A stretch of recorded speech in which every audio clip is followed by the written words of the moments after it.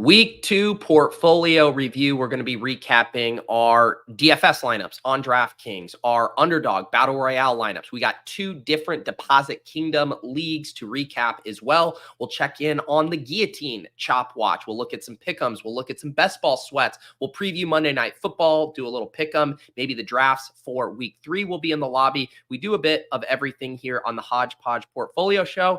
And of course, we get to celebrate some rookie breakouts as well. Malik Nabers, Brock Bowers, Marvin Harrison Jr., all that good stuff on the portfolio review. I suffer from a debilitating condition known as atropic chalkitis. Peter's one of the greatest depositors I've ever seen. Trust the process. Let's go.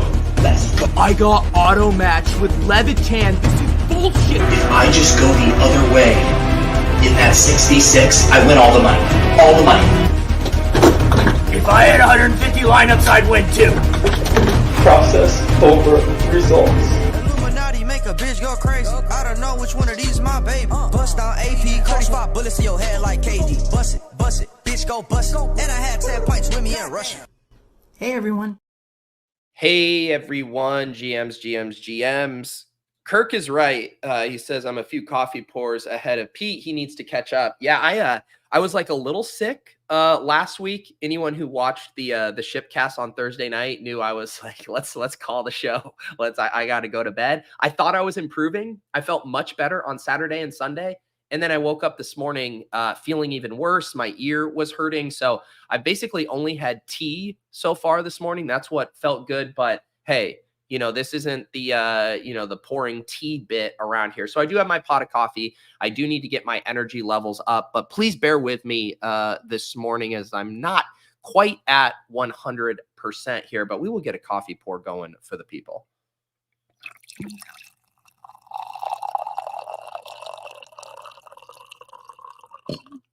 All right, there's our coffee. Get some caffeine going in here. GMs all around. How we doing, crew? What is up, Bindles? What is up, Mark? I'm pretty sure I saw Mark have, I think, is Mark our winner of the Battle Royale contest or the Deposit Kingdom League? I believe so, if I'm connecting the dots there. We're going to check that out in a second. Bindles is completely right, though. The cure to being sick is more Brock Bowers. Man, I will say, I had a so-so DFS day on the whole. We'll obviously get into it. I won money on DraftKings. Ended up, I would have broken even on Underdog had I not punted off, $500 chasing a dog bowl qualifier. So on the whole, a decent day, but the overall bags, the portfolio bags, the best ball bags, it was a great day for those yesterday. I had a lot of fun watching football. The Brock Bowers thing was actually perfect for the YouTube TV quad box viewing because I had Red Zone up and the Raiders were never on Red Zone. I mean, they barely showed that game, but I was able to use the multi-view to have the Raiders-Ravens game in one of those boxes, and I was just salivating over every Brock Bowers catch. He legitimately looks so good. I am, a Kyle Pitts stan. I love my elite tight ends. Brock Bowers makes it look easy. Brock Bowers, when you're rooting for Cooper Kupp, and again, rest in peace, but peak Cooper Kupp where it feels like he can just get open at will. And it's just this PPR scam. It's just he's open again, like it was with Puka Nacua last year. That's what it felt like watching Brock Bowers. The dude makes it look so easy. He is going to be very good for a very long time. So yeah, I very much enjoyed that. And we had our cram show on Sunday mornings. That's for YouTube members. The chat always goads me into a couple gold star locks of the week. We ended up going with Brock Bowers and J.K. Dobbins yesterday. So that was nice to see that hit. Appreciate it, guys. We got Trev out here crushing in the DFS streets.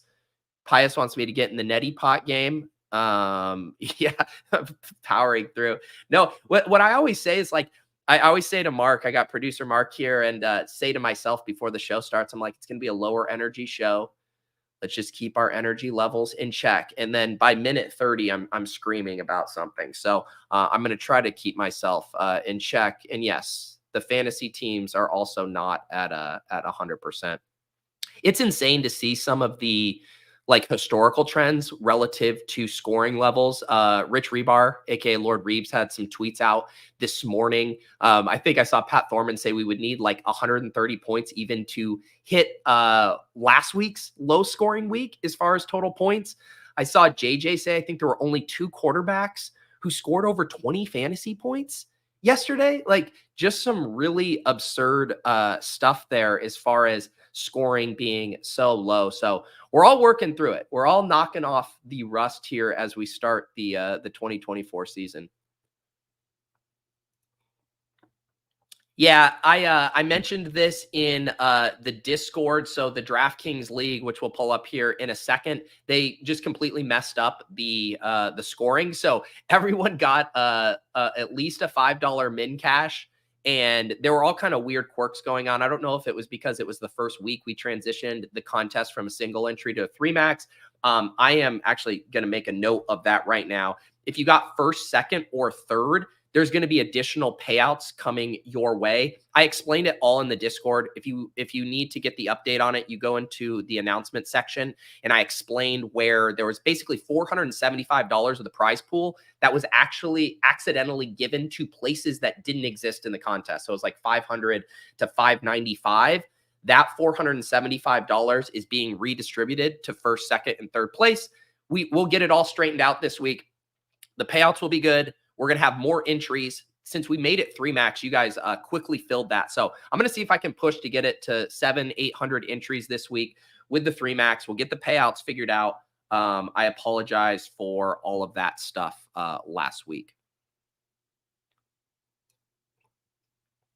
All right, let's get to the lineup reviews. We do have lots of ground to cover here. So I'm going to get this pulled up. Like I said, I had a good day on DraftKings, mainly thanks to this specific lineup. I ended up making 3 lineups yesterday. I basically made one for super small field, like 500 entry contest. Then I made one for this mid-tier, 2,000 to 2,500 size. And then I made a lineup for, it was around like a 5,000 to 6,000 entry contest.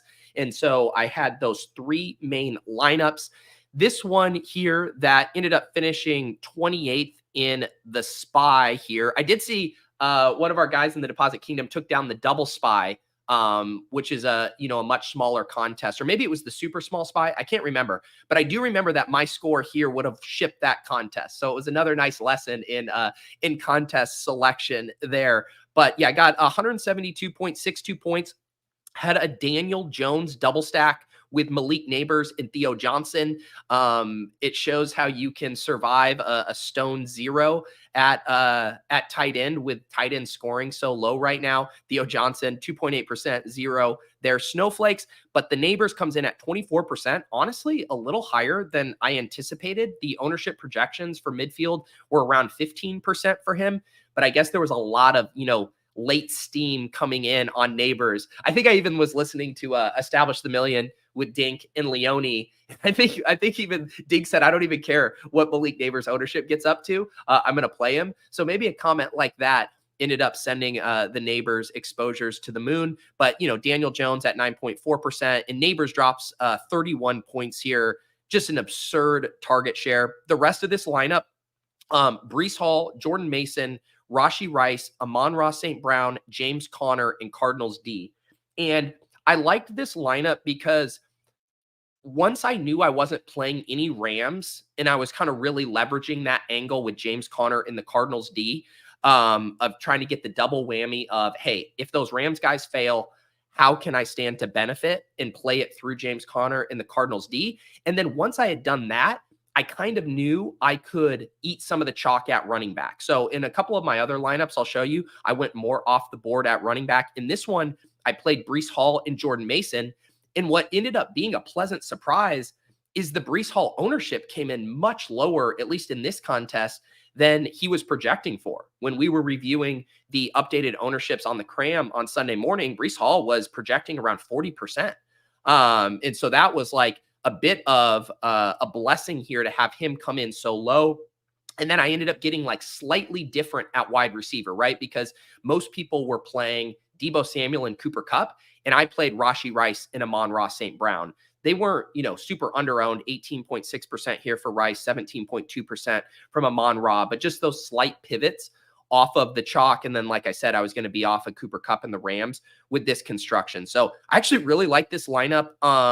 It accomplished a lot that I wanted to do, making slight pivots, not getting too far off the board, using kind of a unique construction to allow myself to eat some of the good chalk, and, ran decent on defense and kind of leveraging the Ram stuff. Those guys didn't bury me with Cooper Kupp getting hurt. So yeah, 172.62 points.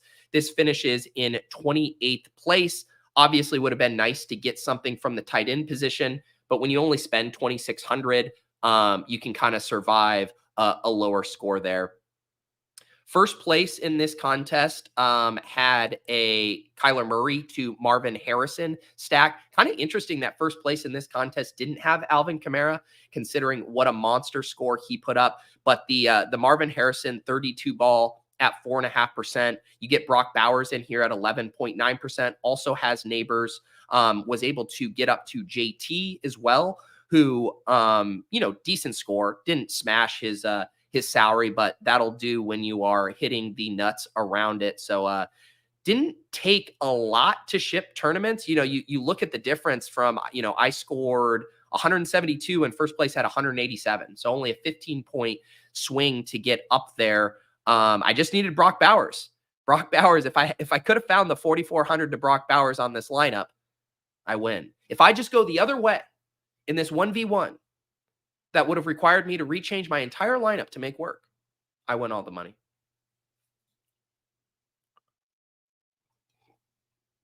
Oh yeah, Cody, I thought I recognized your name here. Finished in 26. Look at you, just slightly eclipsing me here. What did you have going on? Sweet, you got J.K. Dobbins in. Man, J.K. Dobbins ownership too, like that surprised me. There was a lot of late steam on him. I think he was projecting more around, was it 15% when we looked? On the cram, he scores 23 points, though. You did get the Schoonmaker in there. I had expressed some skepticism on the cram. I'm like, Schoonmaker, not involved at all last week. Are we really just mapping on, tight end one in Dallas? And apparently the answer is yes. I mean, the Dallas offense struggled, but you will happily take 6 for 43 from a $2,900 tight end. So nice play there, Cody. You had the Goff to Amon-Ra and J-Mo. That was a nice stack there, despite Goff kind of looking like trash. You still get there with ARSB and J-Mo. You bring it back with Godwin. He eats some chalk with Mason. Oh, and then this allows you to get up to Justin Jefferson as well, who got loose for that monster touchdown in Cardinals D. So very nice lineup there.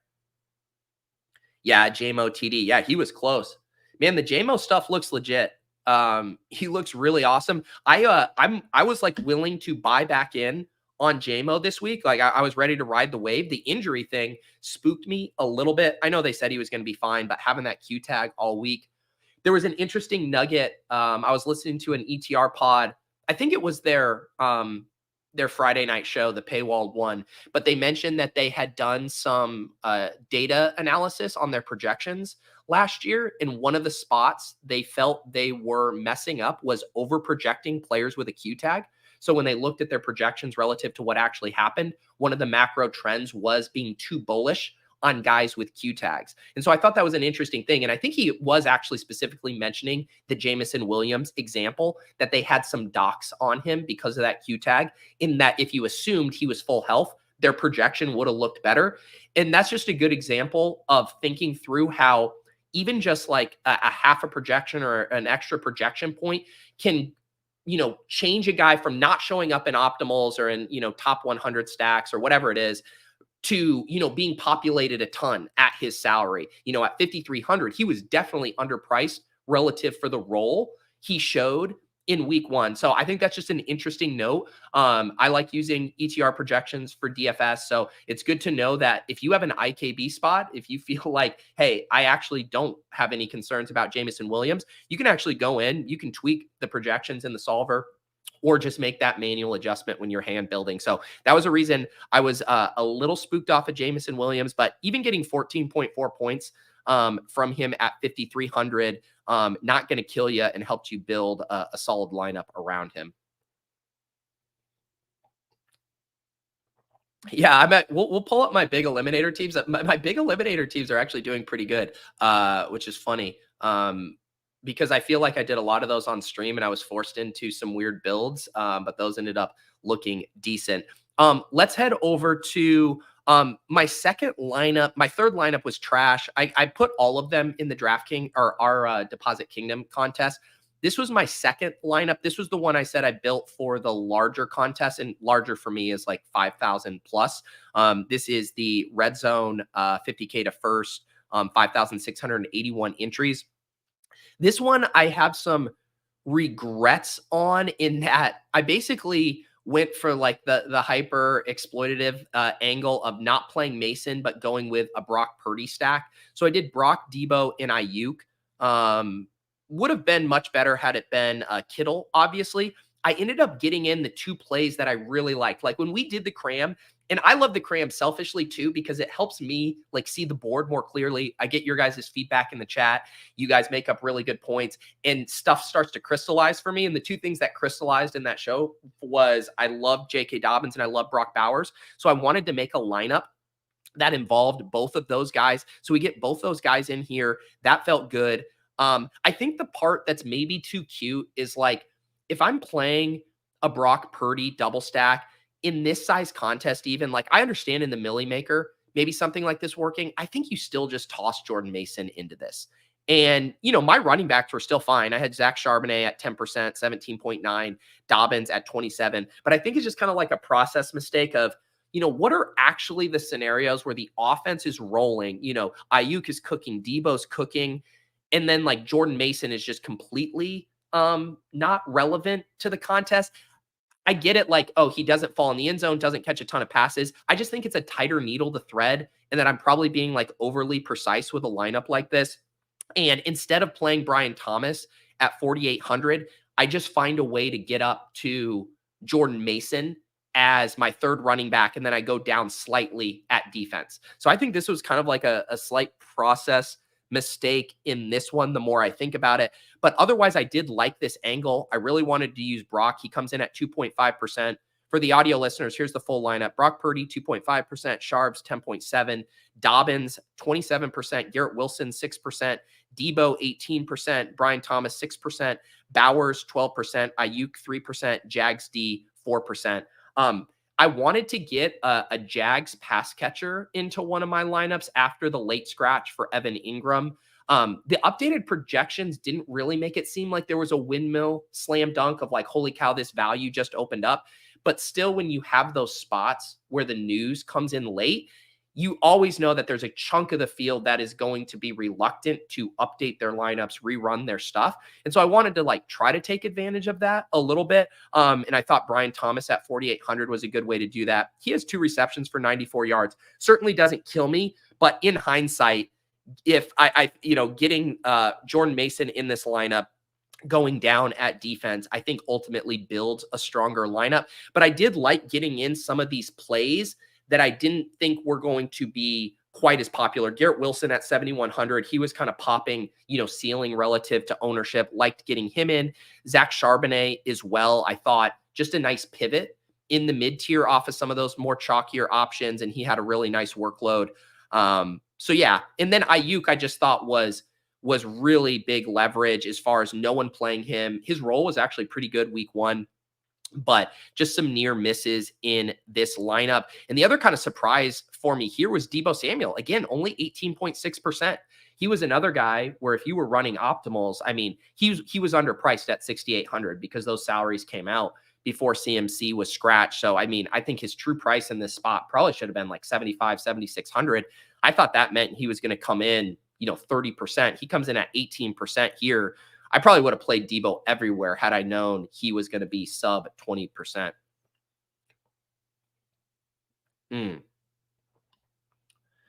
What is up, Will? Thank you for becoming a YouTube member. You guys hear me talk about it on the channel, but you get access to 2 premium shows a week. You get Saturday night's DFS After Dark.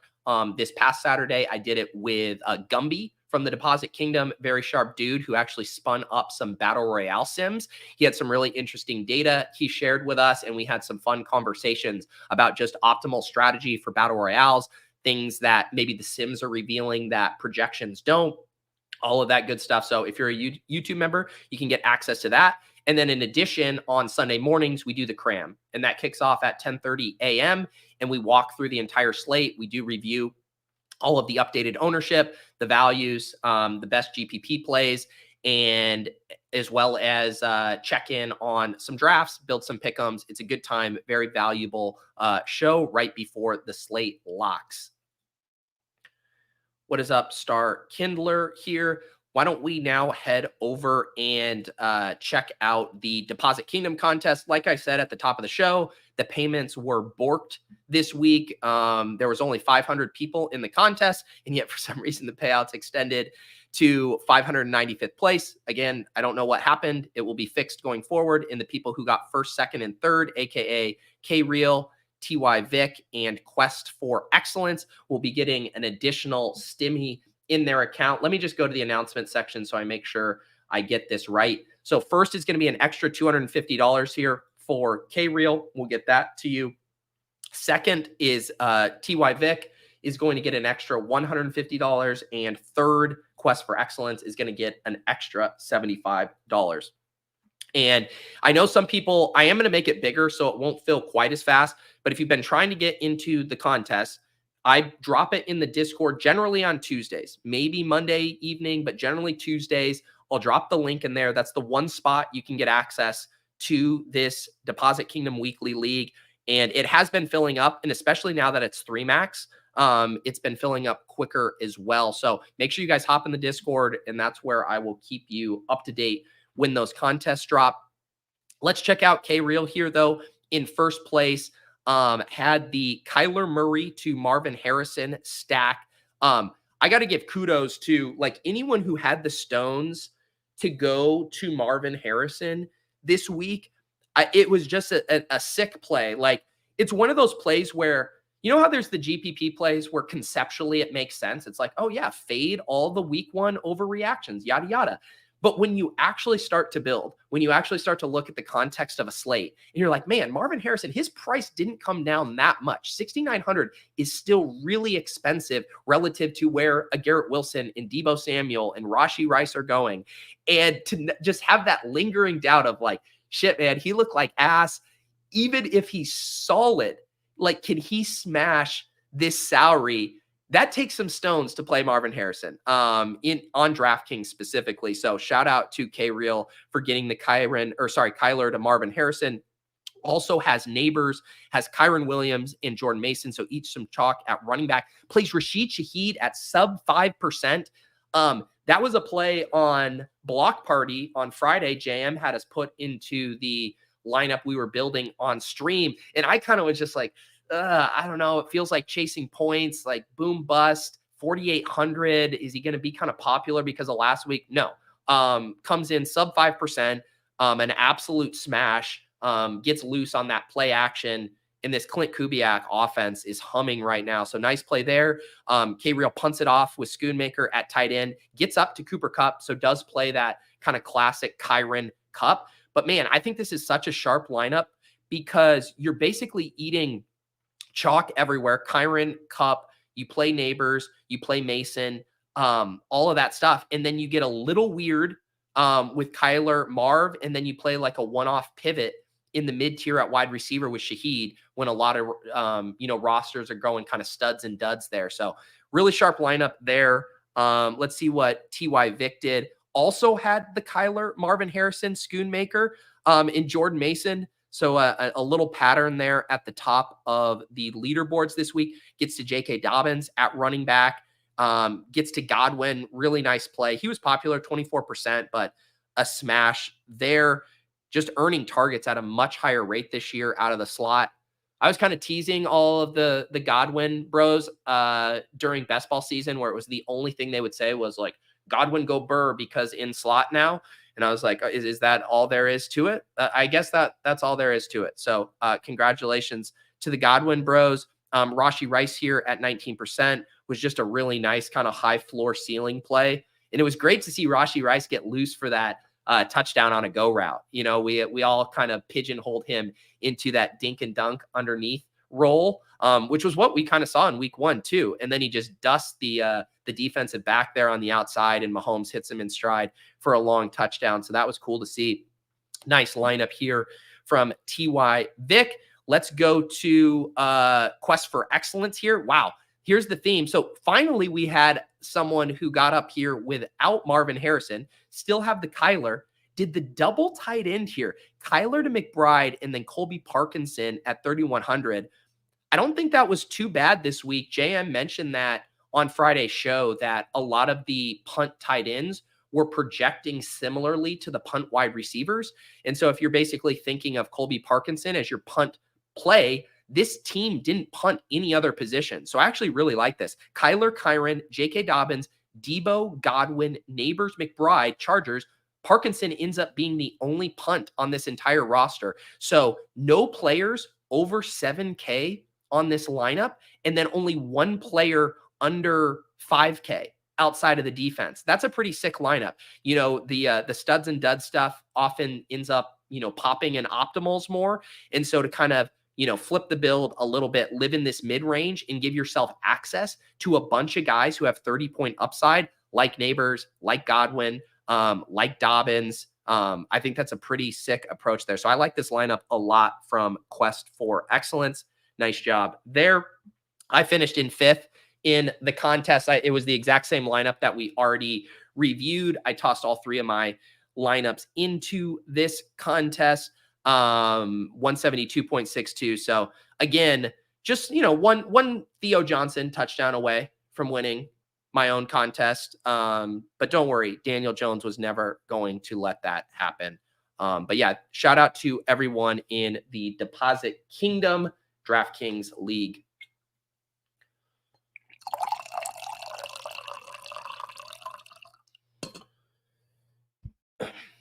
Yeah, let me check out a few of you guys here. 12th place Fantasy Wizard had a Daniel Jones to Nabers with the McLaurin bring back. Breece Hall, Gibbs, Godwin, Schoonmaker, Rice. Another lineup kind of living in that mid-range, you know, Breece Hall at 7,400, but not paying up for the high-end guys. We got Will in 19th place here. Sam Darnold to Jefferson, then Debo, Nabers, Bowers, Jordan Mason, Kyron, and then Dortch. Man, this was a really nice lineup. You see here, like, if you just go, Rashid Shaheed instead of Dortch, you win all the monies in that mid-range there. But a nice lineup there, getting in that Darnold to Jefferson, I think was a really nice play there. And then you hit on that big play, and Darnold ends up being what? Was he like the second? Let me go to DK Live. Was Darnold the second highest scoring quarterback on the slate? Oh, this is kind of borked. It was Kyler, Darnold, then Darnold, QB3. Not too shabby there. Can I look up 489th place? Your time is coming, Mark, when we get to the Battle Royale League. This is your flu game. What about 4th place? Is this you? 4th place, Donko here. Ooh, the Zach Ertz. Zach Ertz at 3.4%. Like that was a good play. I didn't play a Jaden Daniels team. If I had a Jaden Daniels team, I was going to stack him up with Ertz.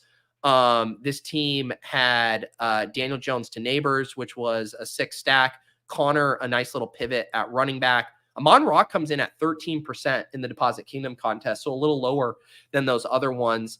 Yeah, nice team there from the uncle. Yeah, Kamara. Can we find a Kamara team? Oh, I've reviewed like 8 lineups already at the top of the leaderboards of multiple contests, and we still have not seen an Alvin Kamara team. Can we find one? No one? How much? What was he even priced? I mean, he wasn't showing up in optimals, so it would have been like a pretty big, just hand build, put your nuts on the table kind of play. We'll talk about him more in the context of Underdog. Okay, here we go. 1%. Gut P was the only person to play Alvin Kamara. Drops 47 at 7K. 4 TDs. Just absolutely shoving it down our throats. This was a little bring back. So you did Dak to Lamb, and then you play Kamara on the run back. Played my guy Jerome Ford. Man, I gotta take an L on Jerome Ford. He was one of my favorite kind of scroll the F down guys. I highlighted him in the Deposit Kingdom video. He was a guy I actually played in my third lineup that I haven't pulled up yet. But man, his usage just completely regressed. I need to pull it up here. I was checking out JJ did a data dump email this morning. I think he posted on Twitter. Yeah. He said, Jerome Ford saw an 85.7% running back rush share in week 1. In week 2, it was 31.8%, and his target share went from 16% to 6%. Deontay Foreman was more involved, Pierre Strong. So I wanted to fuck around and find out if that insane usage we saw week 1 from Jerome Ford might stick. Narrator, it didn't. So yeah, that was a whiff by me. But guess what? You can whiff on Jerome Ford if you pair him with Alvin Kamara.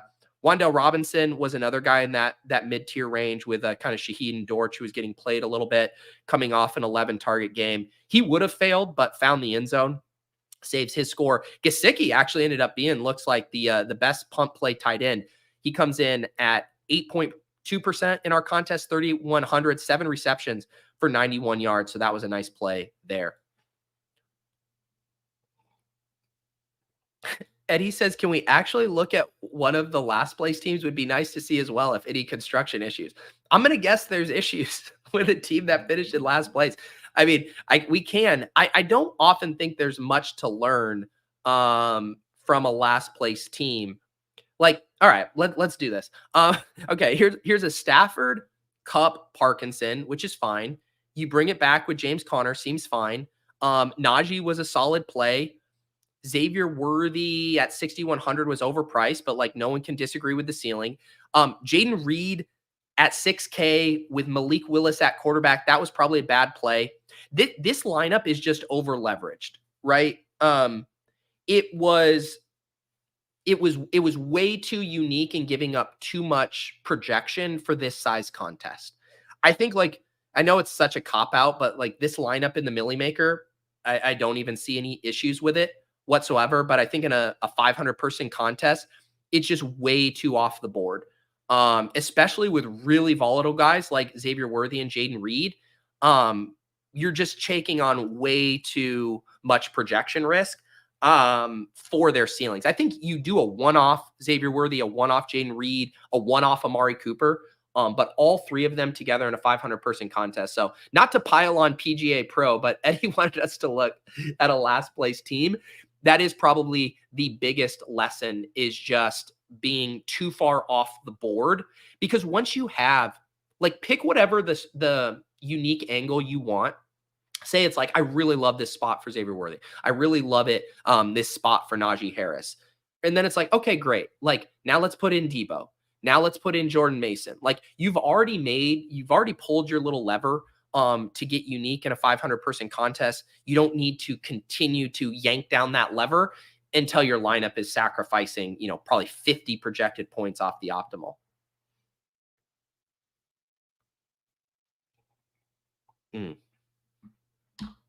And yes, someone in actually last place, Lucas Howard here, finished stone last, 3 max.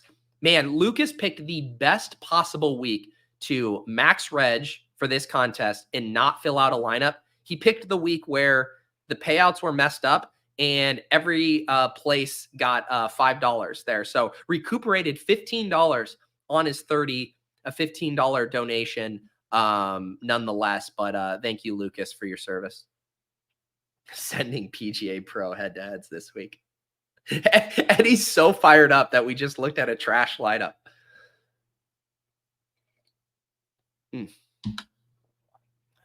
All right. Oh, should we? Is this the yin and the yang? Mark, what is it? What is your what's your username on Underdog? because I love this, because didn't you shipped the weekly league, right? But then you finished in 489th place in here. So let's see this team. This feels better because we can make fun of Mark for dusting it off here and then winning on draft or on Underdog. Okay. So here you had a Patrick Mahomes to Kelsey in Worthy. Yeah. The Mahomes stuff was like was popping. Like Mahomes, people were using Mahomes as their cash game quarterback. Maybe. Oh, okay. You onslaughted this with Rice. I actually don't mind this. Mahomes, Rice, Kelsey, Worthy. I guess the Worthy inclusion, once you're doing Rice and Kelsey, is maybe a little harder sell just at his salary. I think if you're doing the onslaught or the triple stack, I think you want some kind of salary relief there. There's just no salary relief to do it with the Chiefs. Like everybody's priced up. So I do think if you're going to do this, you probably just stop at the double stack and then sacrifice Worthy for another play there. You play Kyron and Jordan Mason, who are good plays. Demarcus Robinson was a popular punt play. The Lad play is probably where things like got even further off the rails. I would say Worthy and Lad were just were unnecessary once you did a Mahomes, Rice, Kelsey. I think getting into, because that would have given you access to a Debo, a Chris Godwin, basically. But the Lad play and the Worthy play there were probably misfires.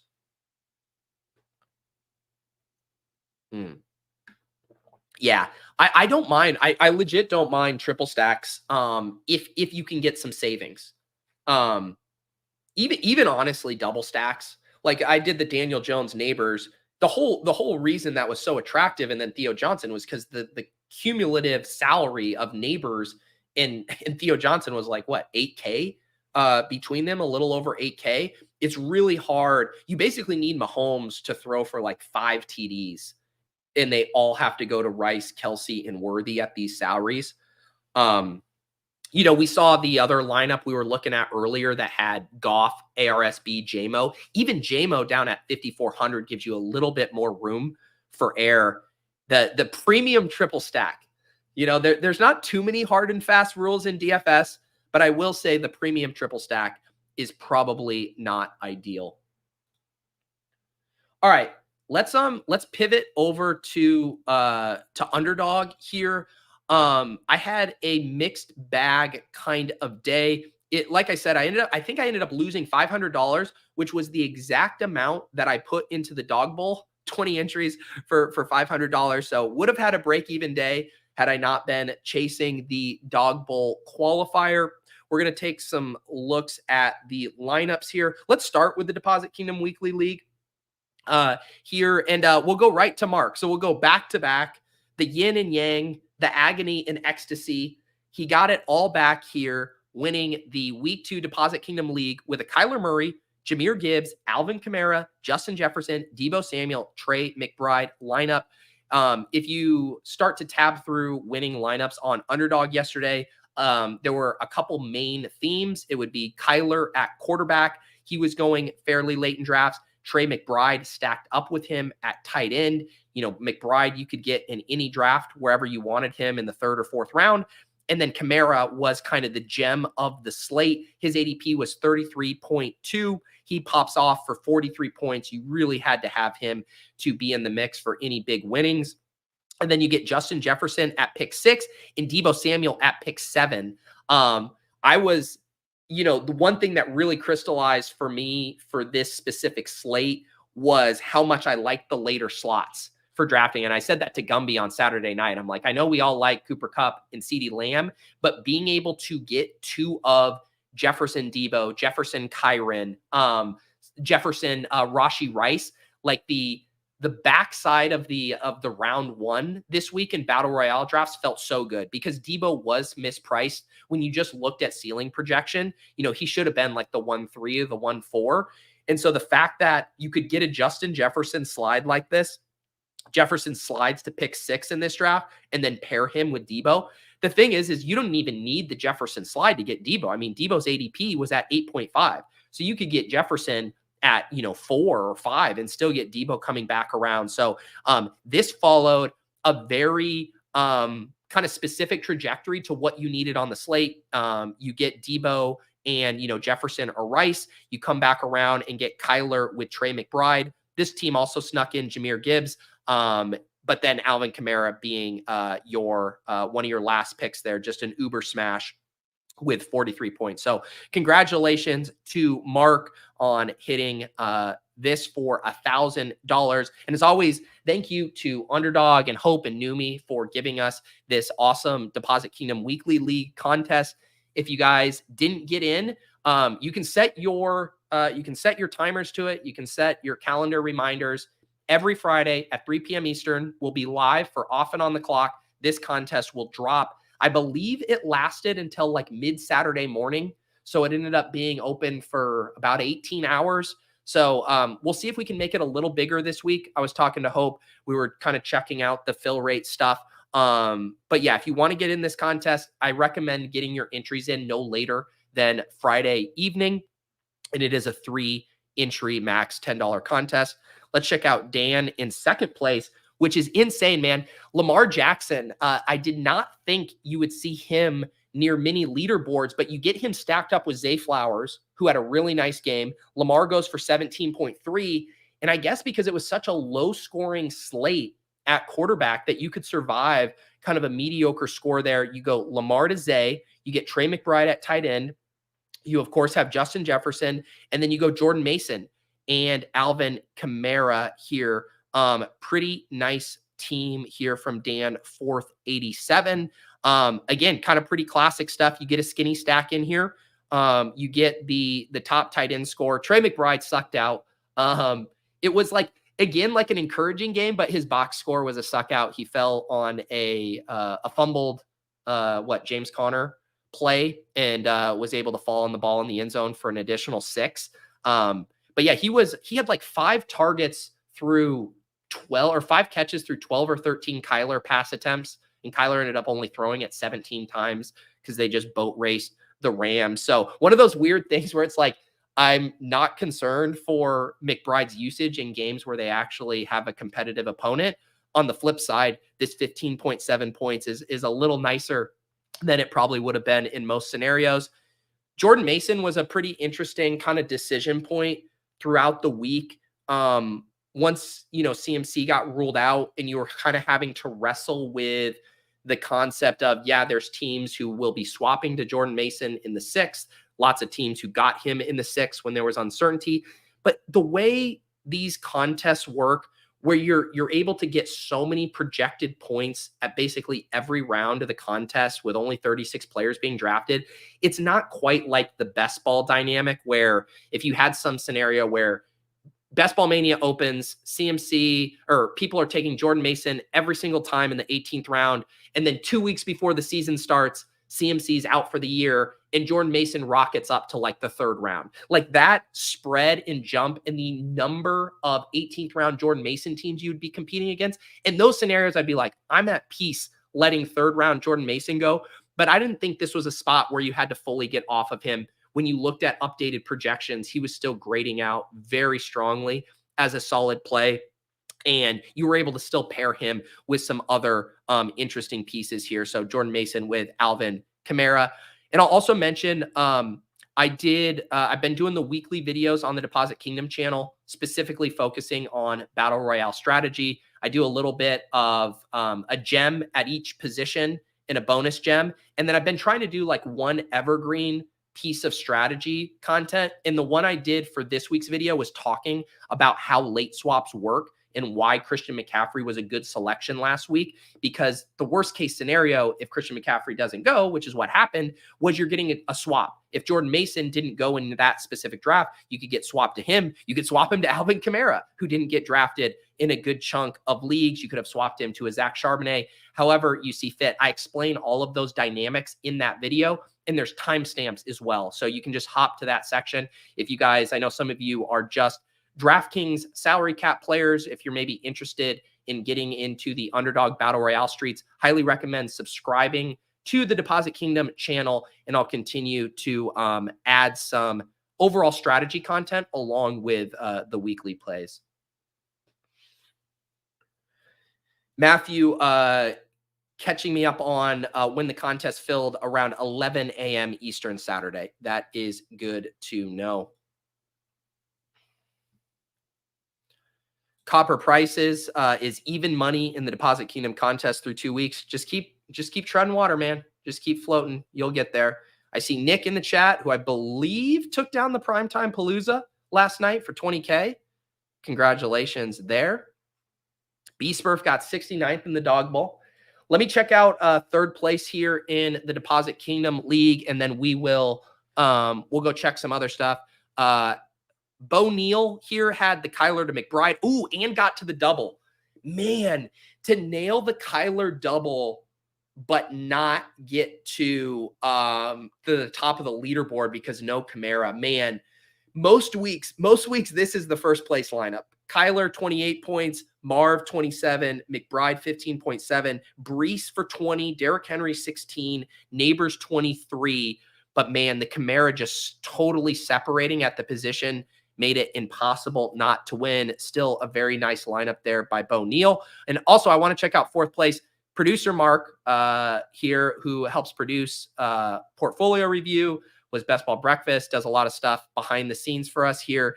Do Not Gamble, an elite Underdog username, comes in fourth place here with the Kyler McBride Marv as well. So a very similar lineup to Bo Neal. Was this just a 1v1? So just a 1v1 JT versus Henry? Is that what that was? Wow. So JT 14.5 and then Henry 16.1. Yeah, an exact 1v1 there. And obviously the Kyler doubles would have been awesome regardless the contest if you were playing the battle royales. But I do think this is a good illustration too of in these smaller contests being open to those double stacks. The Kyler Marv, Trey McBride, just a massive block of points there. And then you're just basically mix and matching those other three spots, trying to hit the nut. So Do Not Gamble, Bo Neal, arguably the sharper lineups. No offense, Mark. But just don't get to Kamara there for the 40 points, 43 points. But nice lineups there, guys.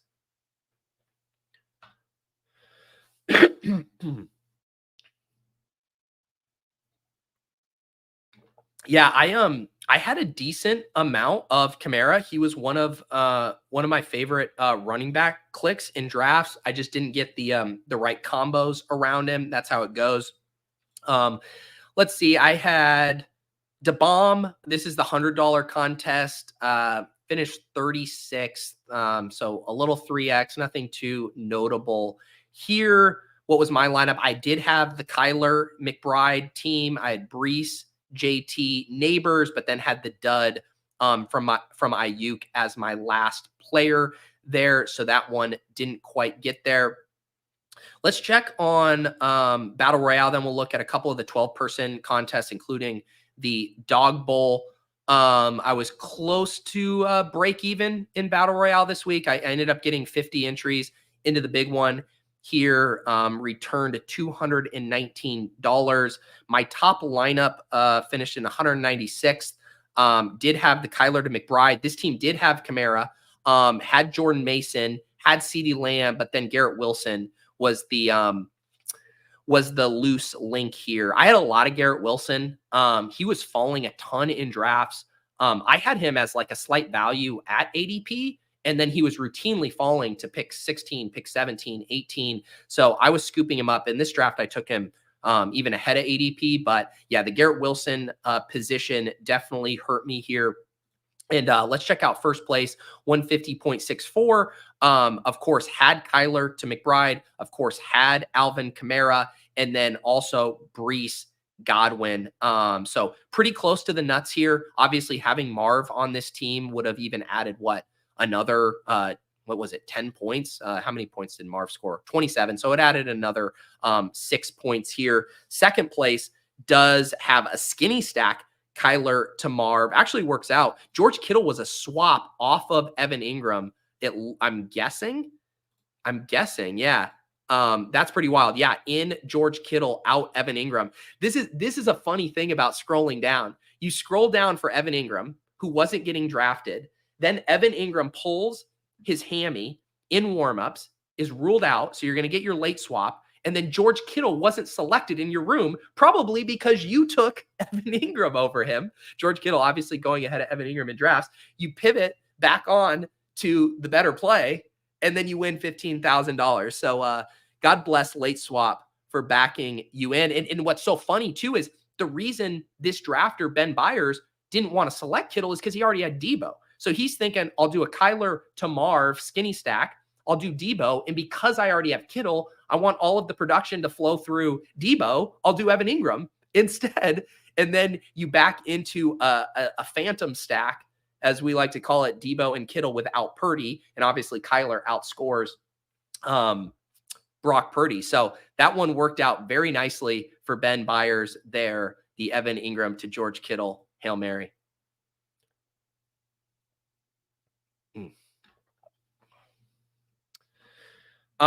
Dick Chuck, talk about Eliminator. Yeah, I'll talk about it in a second once I get over there. I want to stick on some of the Battle Royale stuff here first. Let's check the Dog Bowl qualifier. I believe I don't recognize any of these top 3 usernames who won.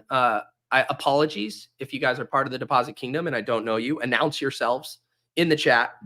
The sequel took it down for 141. I did see some of our Deposit Kingdom folks hanging out near the top of the leaderboard throughout the day. At one point, Sacrilegious was up there, I believe, with a Dak Kamara team. I saw our guy Chris G was up there at one point. But the sequel takes it down, gets the Kyler to Marv, gets the Alvin Kamara. So that was basically what you needed. Like, you needed Kyler with McBride, and then Kamara, or at least Kyler with Marv, and then Kamara. Get J.K. Dobbins. You get Devontae Adams. And then Jordan Akins, just punt it off at tight end. Who needs points at tight end? In this smaller contest, how many entries did we have here? 5,200. The tight end position, outside of Kittle and Bowers, basically doesn't do much. And so you can survive at 1.5. The sequel is heading to Dallas. Well done. And then a team whose username that I will regrettably read out loud, Shag Nasty Ball 17, had the Lamar Jackson naked. I think that's fine. You hit the Kamara one off. We got a 3 wide receiver build here. Nabers, Harrison, Metcalf. Look at that trio. And then Pat Freiermuth, another last round click at tight end, pick number 66. He gives you 6 points. You can survive that when you get 43 from your running back and 23 plus from all 3 of your wide receivers. And then Drap here in third has the Kyler to McBride. Holy cow, a Demarcus Robinson. Wow. Like my gut would have been to say Demarcus Robinson was like a little too thin on this slate. However, when I thought the running back options late were much stronger than the wide receiver options. Like, if you sat on running back in the 12-mans until the 6th round, you could get ETN, you could get Najee Harris, you could get Aaron Jones, you could get Jerome Ford. Like, those guys were there. It did thin out a lot at wide receiver. I was kind of taking Christian Kirk when I was in that spot, which that was even before Evan Ingram I knew was not going to be playing. I thought that was going to age very gracefully. It did not. Christian Kirk not looking too hot right now. That entire passing offense not looking hot. But a little mini game stack here. Kyler to McBride, bring back with Demarcus Robinson. But it doesn't matter. Kamara drops 43. You get the high scores from your main stack of Kyler to McBride. You hit your first-round pick in Breece Hall. And then you get a cheap DK Metcalf at 52. Metcalf ended up being kind of one of the other keys to the slate in these 12-person contests. To get 24 points from pick 52 works out really well. And another kind of valuable lesson for the 12-person drafts, where you hunt the touches, the production, and you hunt the superstar players who are being undervalued because of bad matchups or bad situations. We all know DK Metcalf can torch, basically any defensive back in the league when things are humming. It was also a step forward, I think, for that entire Seattle offense. You look at how Geno was throwing around the entire field yesterday. Actually, just seeing some of these charts pop up. I'll actually drag it over here. This is the next gen stat chart from Geno. at first there was like some concern in week 1 that this Ryan Grubb offense wasn't going to be as, exciting and creative as we had hoped. And then you see this chart here against the Patriots, and Geno was just slinging it everywhere, getting layups, looking all over the field, hitting that deep shot, Metcalf getting it done after the catch. And of course, my boy JSN, true breakout game, massive target share, ADOT spiked, looking like the clear number 2 there alongside DK Metcalf. So really nice to see this Seattle offense humming. And I was talking with John Warner last night, who is also on Team JSN with me down the home stretch in drafts. We still haven't even seen Seattle really play in a competitive up-tempo game. They've been in kind of 2 of these slogs with the Patriots and the Broncos. So yeah, I'm feeling pretty excited there about what we saw from Seattle. So yeah, shout out to our Dog Bowl qualifiers. Even if I will say, like, I'm going to continue to fire at the Dog Bowl. It can be, if you're not careful, a money pit, just with how the payouts, where it's like you got to get the top 3 to get one of these tickets. Just go into, I think I mentioned this last year. If you're chasing this, make sure you're thinking through it from a bankroll perspective, because it can really catch up with you relative to if you just want to play the 12-person contest. The goal line stand is an awesome contest. Like you see here, if I would have just maintained or kept my my 12-person drafts to the goal line stand, I only had 3 entries at $9 a pop, won $200 in this one, getting 14th place. Here, I love the Dog Bowl. I'm very excited about it. But again, I'm just giving the PSA to make sure you manage your bankroll accordingly in that contest. I had a Kyler. Oh, man. This was the draft. I believe this was the draft I did during the cram, right before lock. And I remember I just missed out on Marv, I think. And I was like, screw it. This was probably a bad play. I just talked about giving up projection. I ended up stacking up Kyler with Dortch, and I take 2 points there. Otherwise, this lineup was nice. I had Henry, I had Kamara, I had Rashee Rice, I had George Kittle, and I get 2 points from Greg Dortch for 14th. It would have been nice to have a few more points there to move up the ladder. I see my guy John here in 9th place with a Mahomes, Rashi, Gesicki. Not too bad, along with Kamara. In 1st place, BQ. Here, a Burrow. Wow, that's the first Burrow team I've seen. But you get Burrow to Gesicki, and then you get Kamara and Marvin Harrison. Pretty sick lineup there.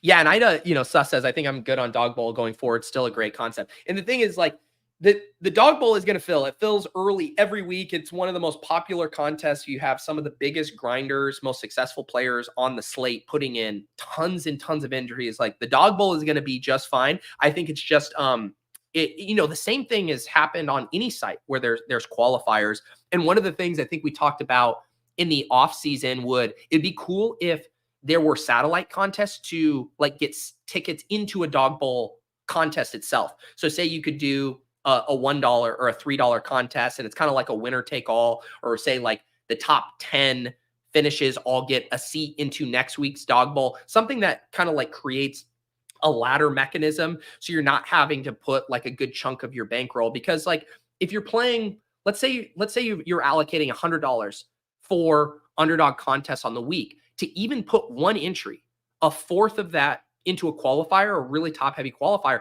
that's a lot. Ideally you would probably want to put it in the single entry contests. Maybe you want to put a few in the battle royale to shot take, at least at that $5 price point. But if you are on the smaller side of you're only playing $100, even like a $200 a week, I would really focus on the 20 max, the 5 max, the single entries.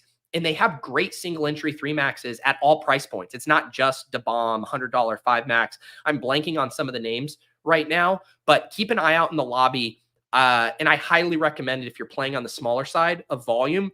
Really make sure you're hitting those smaller size single entry 3 max contests, because truth is, like, if I was only playing $200 on a slate, I might allocate half of that to even just like maxing the fullback dive at $25 a pop, because it's such a good contest. It's a small contest where you can really have a chance to realize your ROI. So the one thing we can be very thankful for is just the amount of variety in the contest or in the lobby. You really have basically no excuse for not finding a contest that kind of suits your preferences, your risk tolerance, and your bankroll. I do really think Numi and Hope and the team have done an awesome job of giving us so many options this year.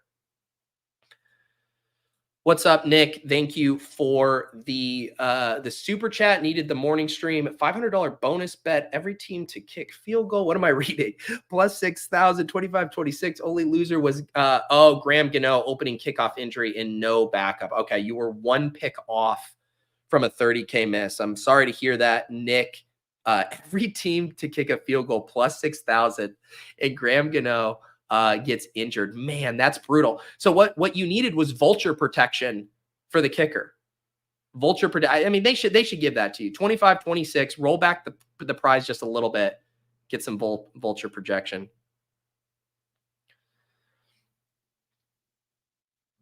This is another good note here on the dog bowl. And I saw someone commented. So Nick says, I qualified for the dog bowl with only 4 entries. You don't need to max it just to get lucky. And this is the same for the battle royale. Like, I heard someone made a comment on my Deposit Kingdom battle royale video where they're like, I can't play this contest because I can't put in 150 entries. I'm not putting in 150 entries to the battle royale. One, it's just a big time commitment to do 150 drafts from my perspective. But if you have your strategic angle, if you have your, guy that you think is undervalued or something like that, I mean, I do not think you're getting it in bad, only putting in a couple of entries, especially in these top heavy.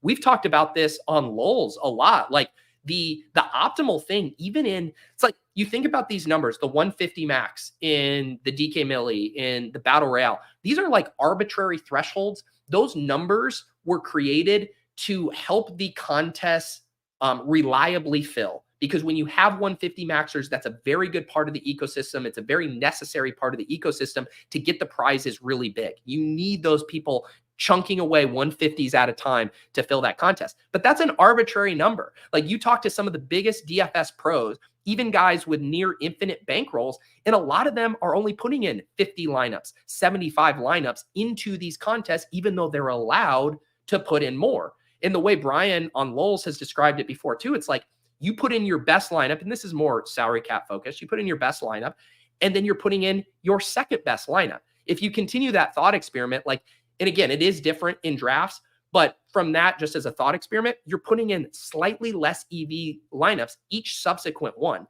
So there is like a breaking point too. And I think you can think of that for the battle royales. If you have an angle, if you think people are overreacting on Marvin Harrison, if you think Alvin Kamara is undervalued, whatever your angle is, go put a few teams in with that angle. Like that, the field can't take away, that play that you're making, especially if the field is largely going to be doing something that's not part of that. So if you're just like going in willy-nilly and don't necessarily have a plan or whatever, sure, maybe you want to focus on the single entry 3 max. But I do think if you have an interesting angle on the slate, you think a certain thing is undervalued, I have no problem putting in only a couple entries into a big contest.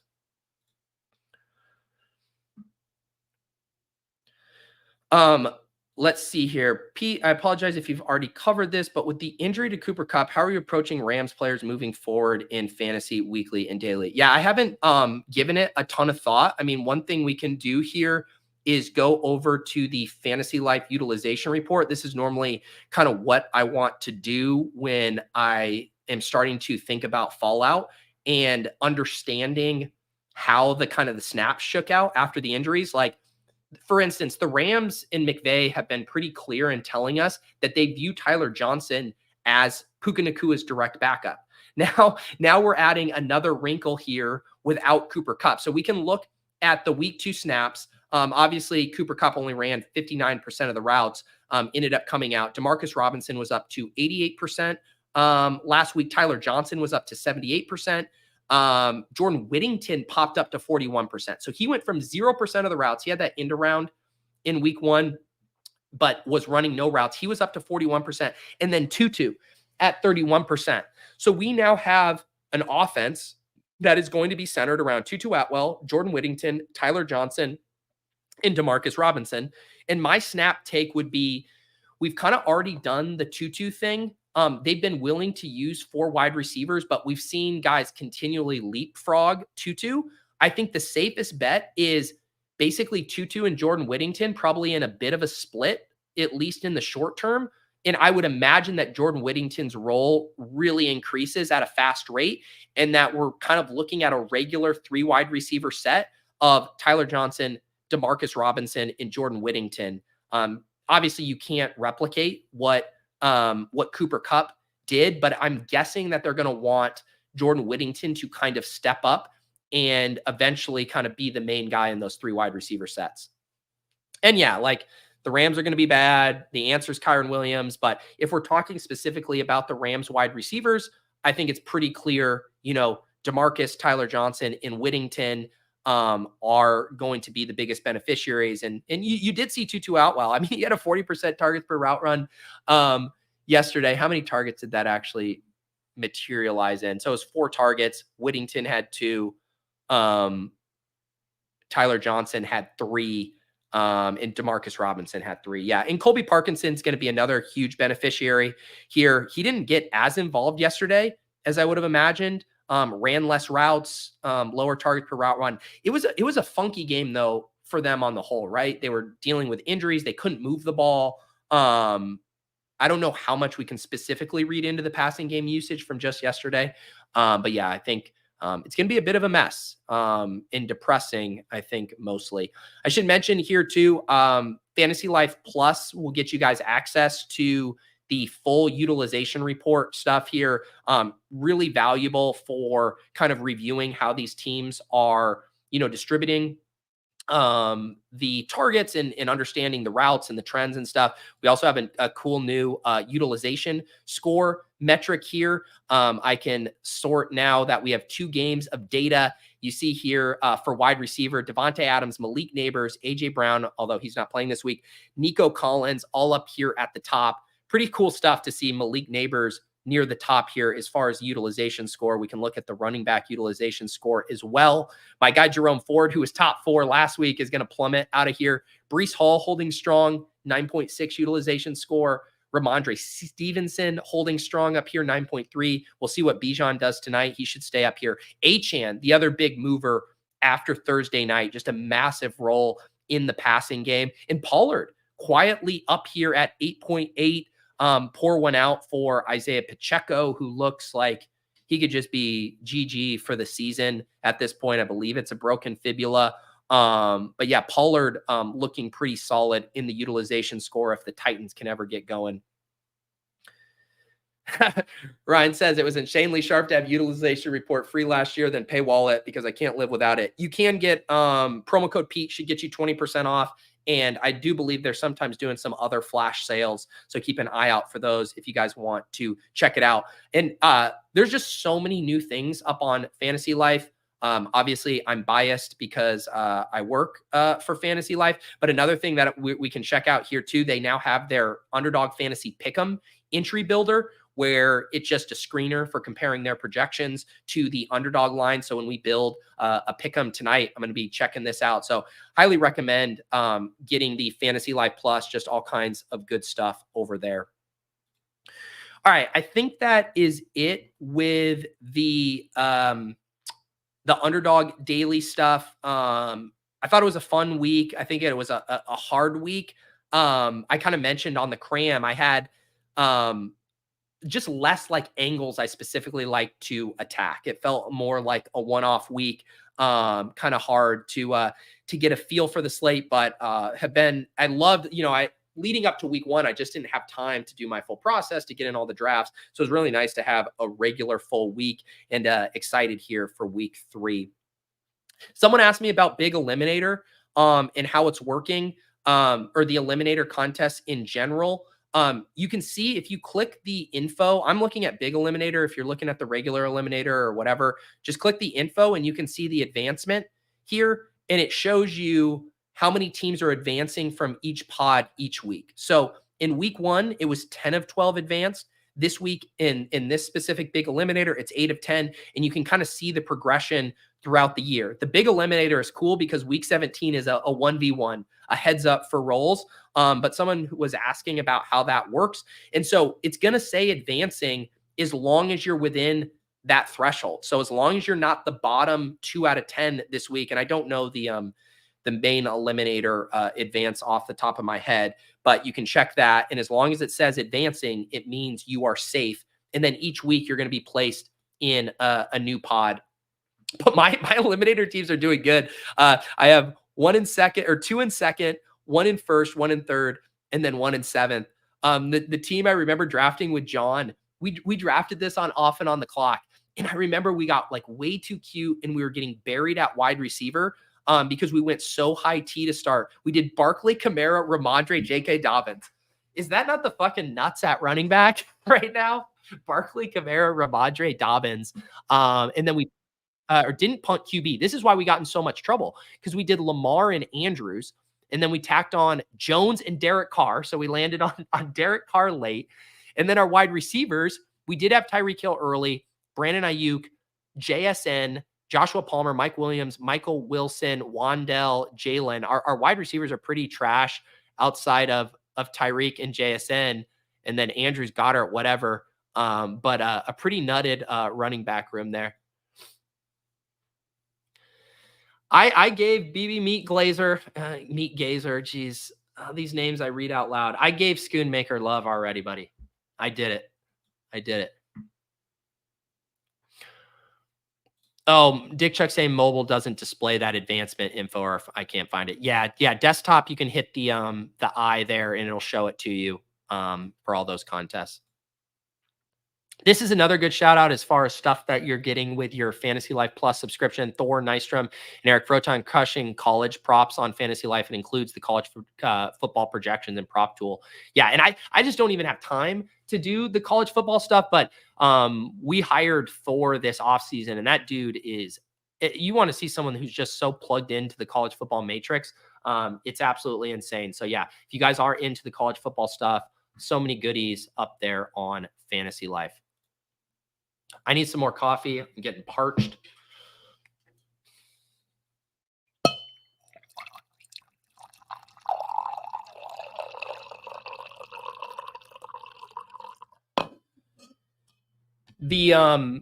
Remind you guys of the schedule again as far as content throughout the week. So on Mondays, we'll have the ADP chasing, kicks off at 11:45 a.m. So, we'll go here for another 20-30 minutes, and then you can hop over there and watch those guys, Sam Sherman, Pat Carrain, and Davis Maddock, in-season ADP chasing, victory laps, bag defending, all of that good stuff.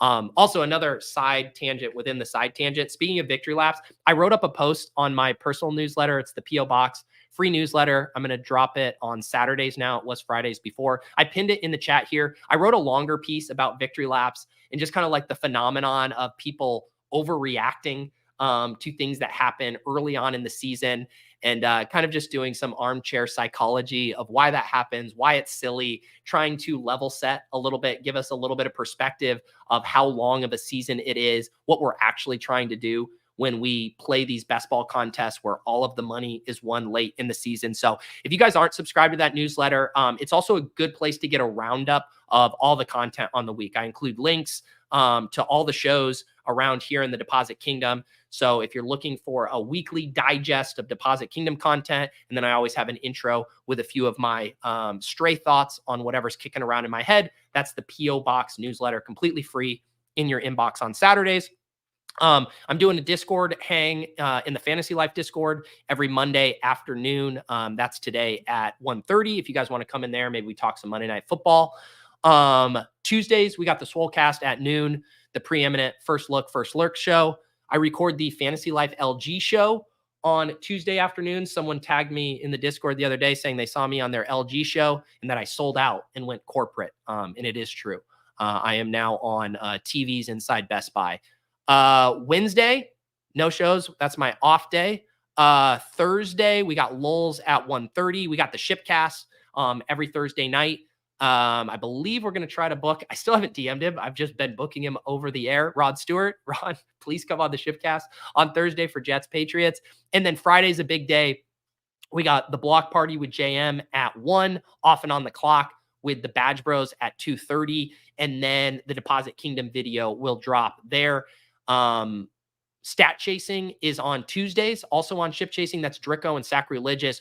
Really sharp stuff going through all of the utilization from the previous week with an eye toward the next week. So looking at undervalued guys, buy lows, sell highs, DFS plays, all of that good stuff.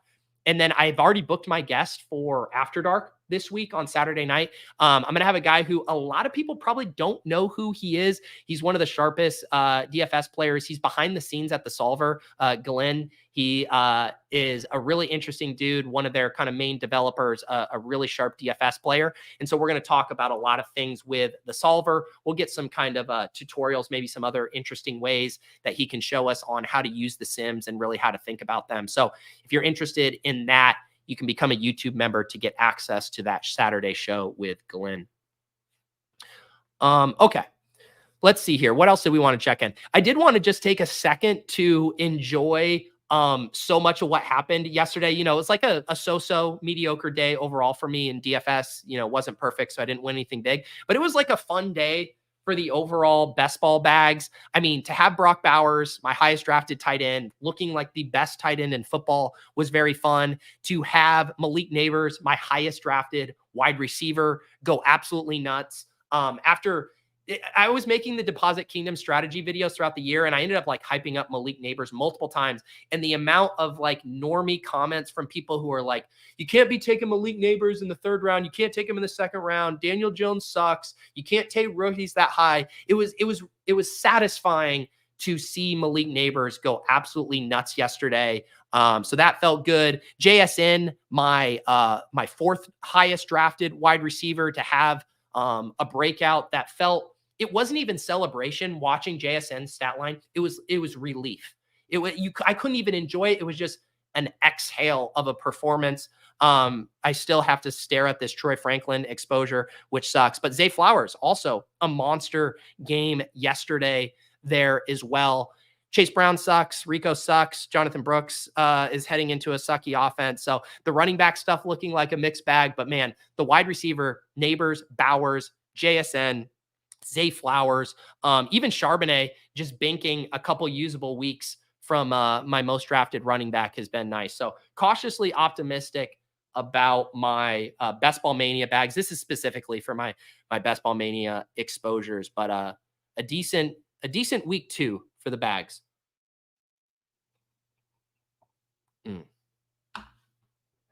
Yeah, people talking about the Thursday night game this week. Jets and Patriots. I do not have a lot of hope for that game to be good. 2 teams that want to run the shit out of the ball and slow things down on a short week. It would be really nice if we could get a Garrett Wilson welcome to 2024 game on Thursday, though. All right, let's see here. So let's head over to the Guillotine League. I'm going to always check in on this each week. Fantasy Life now is the host of these Guillotine Leagues. I did a draft with 17 other members from the Deposit Kingdom right before the season started. For those of you guys who aren't familiar with the Guillotine format, it's very similar to Eliminator, except it's a managed league, and the team that gets axed each week, their players go into the available player pool, and then you can bid on them on waivers. I did the either alpha move or idiot move of forgetting to bid on players this week. So I was just rolling with my initial team. We're still in 4th place here. So surviving that, but everyone's rosters look very watered down. Obviously, when you're in an 18-person league, although they're going to start to look better and better as we get an influx of talent as teams get chopped. My team here, I had Gino, Jahmyr Gibbs, Tajay Spears, Rashee Rice, Malik Nabers, Jaleel McLaughlin. What happened to your floor, buddy? Wan'Dale Robinson, and I still got Kyle Pitts to go tonight. Yeah, so feeling good about my team. You don't need a lot. Like, you'd look at this and you're like, okay, you had Malik Nabers, nice. Like, what's so special? And this is the 4th highest scoring team in the league right now with 1 to go. That's how kind of competitive and watered down the rosters get. Our guy Purple Gang here, Christopher, he is on the chopping block. So he has only 36 points, but he is still has Jalen Hurts and Devontae Smith to go tonight, and no AJ Brown, obviously. So there's a chance for Purple Gang to climb. And then our guy Adam here is the one who could potentially get hunted down, but he has Bijan. So really, I think what we're looking at is, can Purple Gang catch up to Huron River Rat, which is 21 points. I think he can get 21 from that Jalen Hurts, Devontae Smith stack. So then it really says, is Jason, who ended up auto drafting the first, I believe, 3 or 4 rounds, showed up late to the draft. Can he survive this week? Ended up getting the low score from Anthony Richardson, scores from Zamir, Zach Moss, Ayuk, Lazard, had the big score from Brock Bowers, but everything else, man, Adam Thielen, Curtis Samuel, a little rough start there. Yoshi Voss, man, you got to put in Yoshi Voss for Curtis Samuel. I'm just saying it right now, Jason. So we shall see how the Guillotine League plays out each week. But very fun format. You can see the projected points, the cut line, and all that stuff. It's been fun to add that into the repertoire. I'm in 3 different Guillotine leagues this year. One here with some guys like JJ and Tom Everett Scott and Liz Loza. We got a Fantasy Life, office league, and then the Deposit Kingdom one.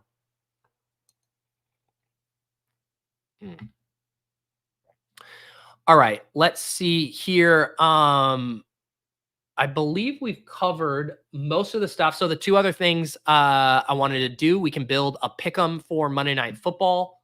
And then I believe it was last week when we were on air, some of the early, Sunday contests were posted.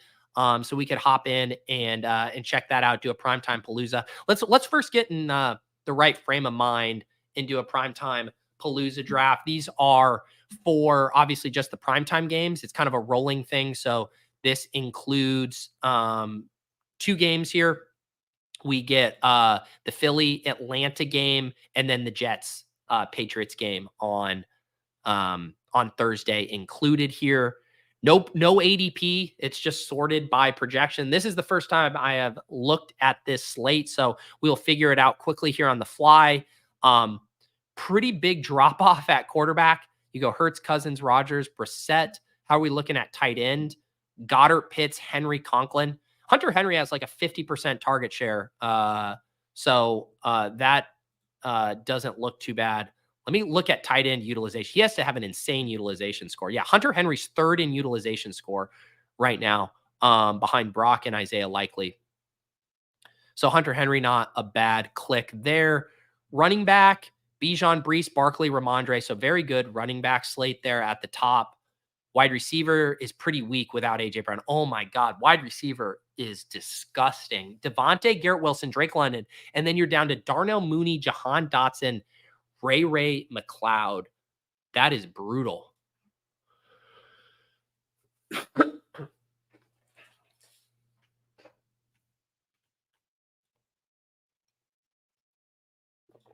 In the Guillotine, yeah, I can show waivers next time. That's my bad. Man, part of me thinks the play is to lean into positional scarcity at wide receiver. Is that crazy?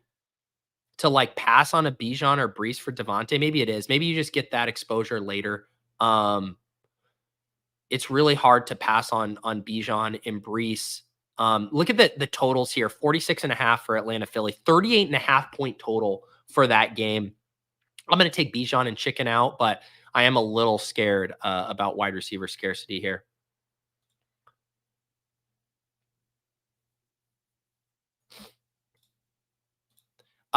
Any thoughts you're getting from me are literally forming just right now off the dome as I think about it. I mean, I generally don't like the quarterbacks 101 in this contest, especially if you have players with 30-point ceilings like Bijan and Brees. And then I would even include a Devontae and Garrett Wilson in here. So I guess my snap take is I don't think it's great.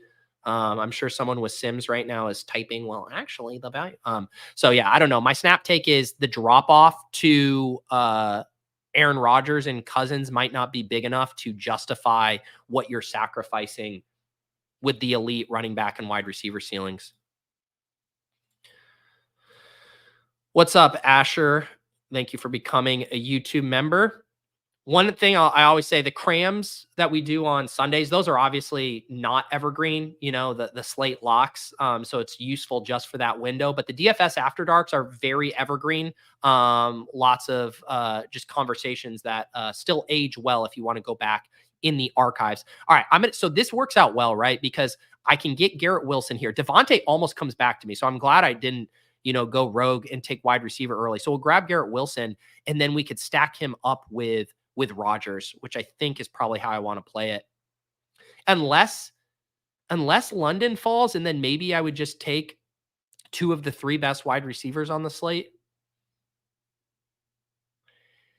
I guess the question is, how much would I want to play with fire here? I think I am going to do it. So I'm probably going to lose out on Aaron Rodgers, and then do I want to make a Brissett team work? I think I do. I think the wide receiver is so gross. I think I'm willing to punt it with Brissett to get in Bijan, Garrett Wilson, and Drake London.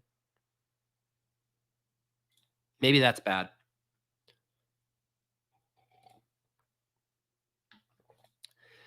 This is a good point. A very good point, actually. Hurts 1-1 seems good if Smith is going to be there at a high frequency. I agree. If you can stack Devontae with, I just don't know how often is he coming back. He went 6 here. I guess what kind of frequency is that happening? But yeah, if you can get him there, that definitely makes sense to me. I need to really quick check the New England.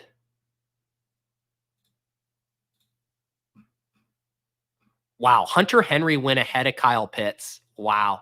I need to check the New England wide receiver usage here too to see which dust ball am I going to stack up Brissett with.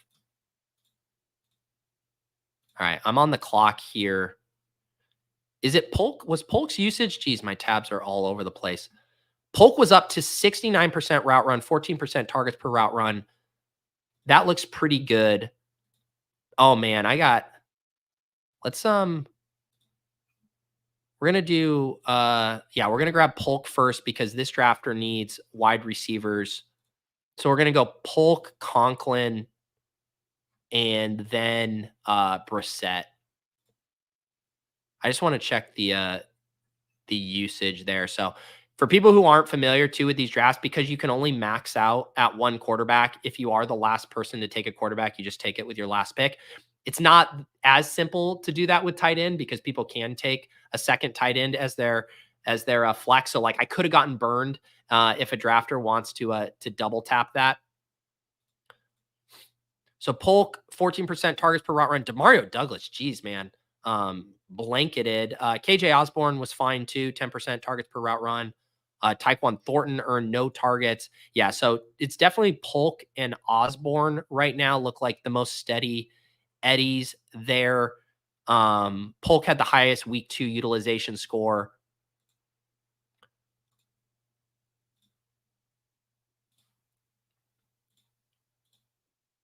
Yeah, it has to be Polk.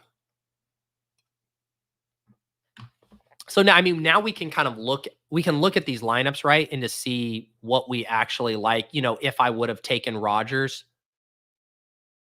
So the Rodgers team is actually pretty strong because they get Lazard late, which is fine. And then the question is just like, how much better is Rodgers than Brissett? I guess I'm not convinced the way Rodgers and how much they're running the ball. I don't know. I mean, obviously he's going to project better. I do think like if you're doing the scroll the F down thing, it was all the Patriots wide receivers who didn't go drafted, right? No Tyquan Thornton, no Osborne, no Demario Douglas. So Jacoby with maybe one of those wide receivers makes sense. But yeah, my 2v2, I guess, is probably knowing that I could get Conklin. I probably should take it back and take Rodgers. But man, the London there and having Wilson London, I guess I'm torn on it. Any of you Primetime Palooza thought leaders, let me know what you think. Thank you, Red. Yeah, if you guys are watching here on a Monday morning, if you're new, you can subscribe, hit the like button. And yeah, I gave you guys the schedule here. Appreciate everyone working through it with me on a Monday morning. Sometimes these shows are very fun to do when you have a decent day or you don't completely face plant. Sometimes they are not as fun when you do face plant.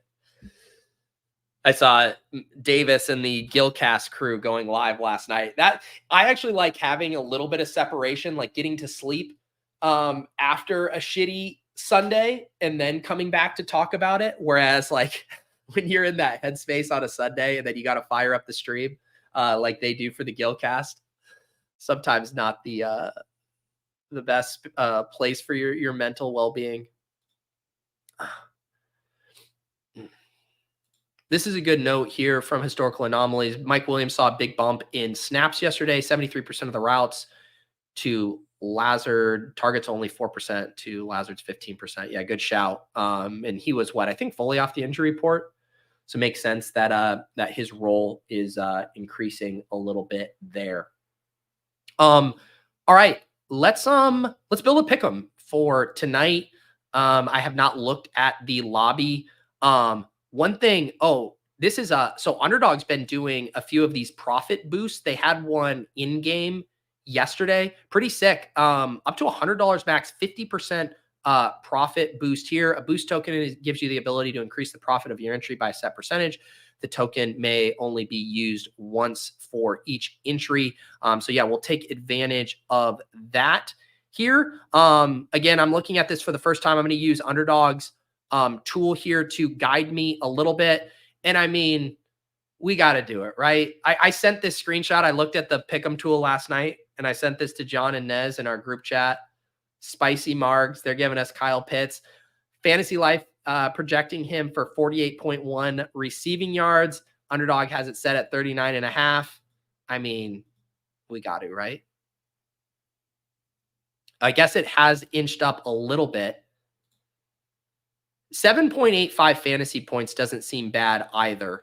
Because 40 yards on, yeah, I guess you don't get there. If he gets 40 yards on 3 catches, you don't get there. I do think like with his ADOT being much higher this year, and I should pull up the utilization. I want to see what his ADOT was week 1. Yeah, solid ADOT, 9.3, nothing crazy. But I think with that ADOT, I would just rather take the yards because he could get there on a couple. Man, I really got to get my tabs organized here. I'm going to slide these two all the way over. UD gave you $100 max boost. I only have 25. That's because I've been donking it off. So they're like, keep going, Peter. Keep going. All right, Nez, let me get some picks here tonight, guys. We let's head back over to the Pick'em screener here. So they like Ray McLeod, higher receiving yards as well. We could do something around a Cousins. Like, do we buy the dip on Cousins? 220.5. I mean, he had 155 last week. Pretty rough game though against Pitt. I do kind of like the Ray. If we did like Ray Pitts and then tacked on Cousins with it. Where's Ray? There Ray is. So the Fantasy Life liked the higher receiving yards, 27.5 to 33.1.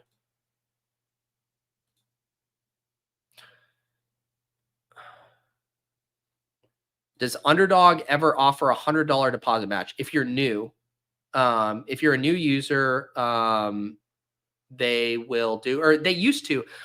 Don't quote me on that. They have, I mean, the deposit match now is for new users. For existing users, they've been doing occasionally a 10% deposit match that you'll see in there. Scroll to 39.5 for Pitts. It's a 1.02 multiplier. Interesting. Yeah, so the scroll, Nez and I ran into this on Off and on the Clock on Friday, where if they don't have it yet enabled for desktop, but on mobile you can get the alt lines by scrolling. It's just a little frustrating because I can't do it on desktop, but that's a good note if you guys want to take advantage of that. Algier, higher receiving yards. That doesn't feel super fun. Kenneth Gainwell, lower rushing yards. That feels like a no ball pick. Let's see what the running back usage was in Philly. Obviously, Barkley dominating. Man, Kenneth Gainwell only had 1 rushing attempt. I kind of like that. 1 rushing attempt here in this game. And if they do use him, Gainwell, lower rushing yards. That seems like an I know ball pick to add in here. Although that number is now down. Looks like when it opened, it was at 13.5. I still don't mind that, although that's a little concerning there for dropping 2. We'll keep ourselves open here. We don't have to lock ourselves into that. God damn it! I accidentally closed that tab.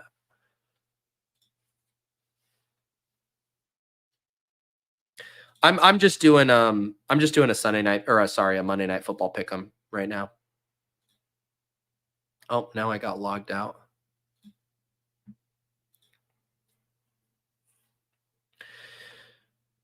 Goddard, higher receiving yards. Algier, higher rushing yards. London, higher receiving. Everything is liking the higher. So yeah, Kirk Cousins, higher passing yards. It was at 225. Fantasy Life has it at 241. What was the Cousins at? Yeah. I think if we're doing Pitts and Ray, we're gonna need something to spice this up.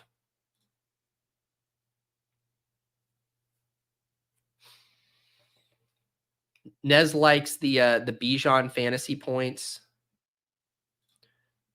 Let's see what we're looking at here. So we're at a 5.9x with these 4. I just want to see what a random Bijan fantasy. Oh man, that's a big number, 17.5.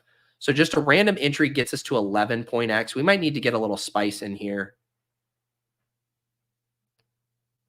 Let's see what some of the TD spices are.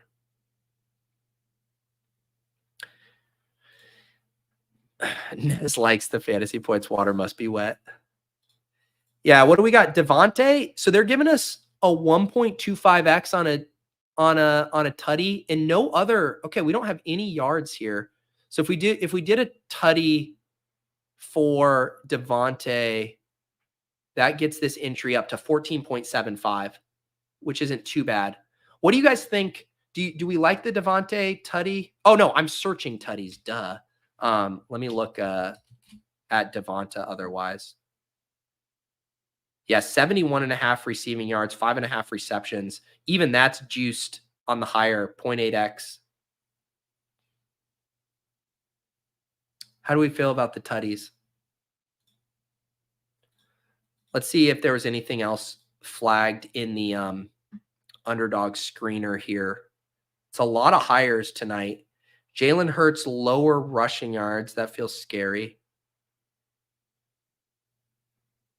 I do like the story this lineup is telling. You know, we got the Kirk with Pitts and Ray.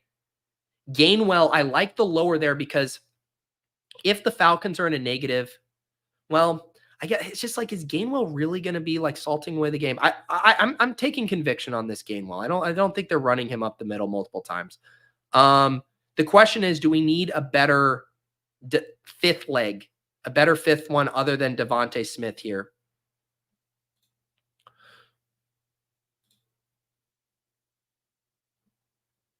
The 1.25, I'm just trying to see if there's any other, is there any other touchdown hunting we like in this game for a fun final? I mean, the Cousins higher than 1.2x for 2 passing TDs is not bad. I wonder if what if we like pivoted those and we went yards?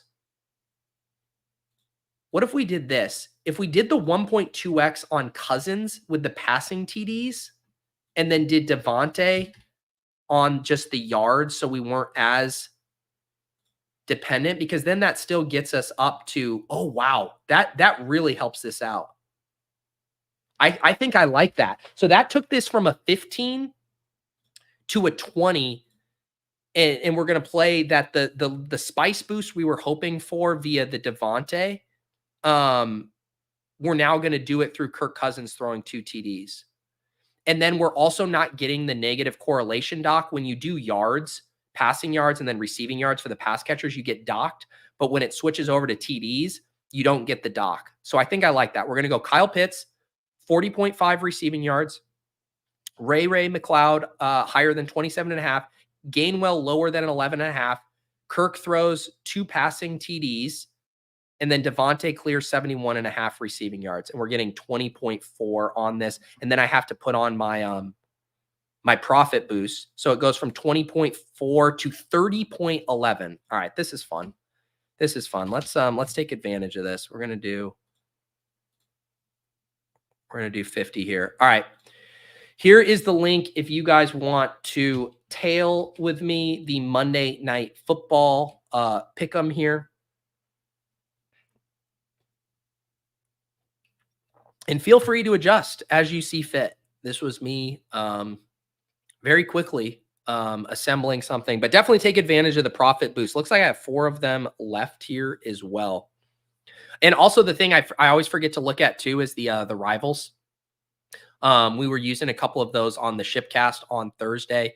Always, these aren't as picked over sometimes as the main ones there. Looking at passing yards, like you can get Kirk Cousins higher pass yards than Jalen Hurts, which kind of looks intriguing to me, getting a 7.5 adjustment.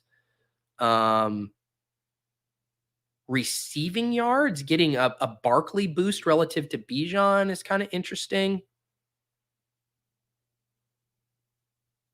Kyle Pitts, 34.5 adjustment versus Devontae. Hurts completions. Yeah, what were the completions?